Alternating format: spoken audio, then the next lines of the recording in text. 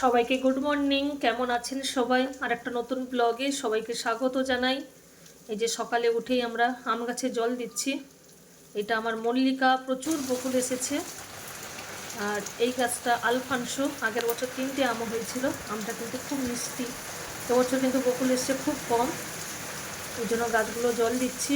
সপ্তাহে একদিন করে গাছগুলো জল দিই। স্নান আর পুজো করে এসে রান্নাটাও বসিয়েছি। আজকে শুক্তো বানাচ্ছি, সজনে ডাঁটা, আলু, শিম, বেগুন দিয়ে, নিম পাতা দিয়ে। আর আজকে ছোট আলুর দম বানাবো। ছোট আলুটাকে প্রেসার কুকারে সিদ্ধ করে নিয়েছি, 2টো সিটি মেরে খোসাটাকে ছাড়িয়ে নিয়েছি। আর কাঁচা টমেটো, পাকা টমেটো সব কেটেও নিয়েছি। কড়াইটা গরম হয়ে গেছে, উপর থেকে তেল দিয়ে দিলাম, তারপরে 5 ফোড়ন দিয়ে দিলাম। আর কাঁচা আর পাকা টমেটো কেটে রেখেছিলাম দিয়ে দিলাম। কড়াইটা ভীষণ গরম হয়ে গেছে। রানীর আওয়াজ পাচ্ছি, রাস্তায় মনে হয় কেউ গেটটা খুলেছে। বাচ্চাগুলো খেলা করছে, বলটা মনে হয় বাগানে ঢুকে গেছে। বাচ্চাগুলো মনে হয় বাগানের ভেতরে ঢুকেছে। রানীও ঘেউ ঘেউ করছে, শোনা যাচ্ছে। আর ছাড়িয়ে রাখা আলুটাও দিয়ে দিলাম। বেশ ভালো লাগে ছোটো আলুর দম খেতে, ভীষণ ভালোবাসি আমি। এই ছোটো আলু চাকা চাকা করে ভাজাও ভালো লাগে গরম গরম। আর ওপর থেকে লবণ দিয়ে দিলাম, একটু নাড়তে থাকবো।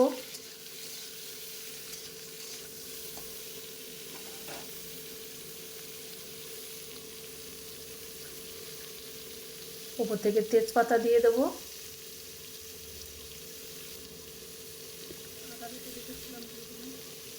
আদা বাটা দিয়ে দিলাম।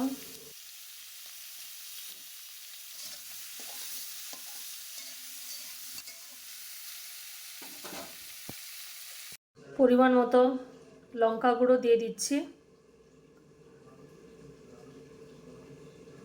তারপরে পরিমাণ মতো হলুদ গুঁড়োও দিয়ে দিলাম,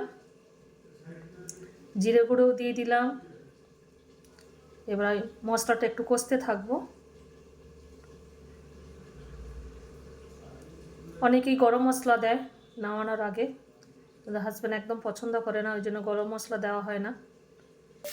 মশলাটা কষিয়ে নিয়েছি, জল দিয়ে দিলাম।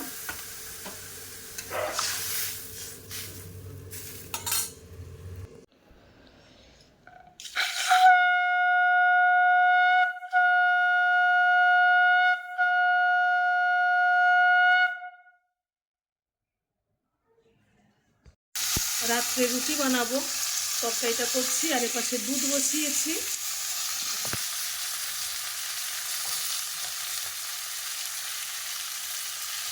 লঙ্কা গুঁড়ো, হলুদ গুঁড়ো, একটু জিরে গুঁড়ো দিয়ে দিলাম।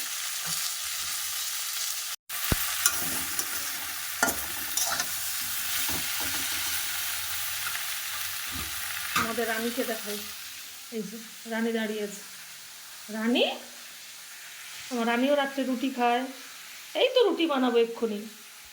রানী যে বসে বসে দেখছে। রানী সবাইকে বলে দাও, আবার পরের ভিডিওতে দেখা হবে। সবাইকে গুড নাইট বলে দাও। মুখটাকে কেমন ঘুরিয়ে রেখেছে। সবাইকে গুড নাইট, সবাইকে বলে দাও আবার পরের ভিডিওতে দেখা হবে। সবাইকে গুড নাইট। রানী যে চলে যাচ্ছে।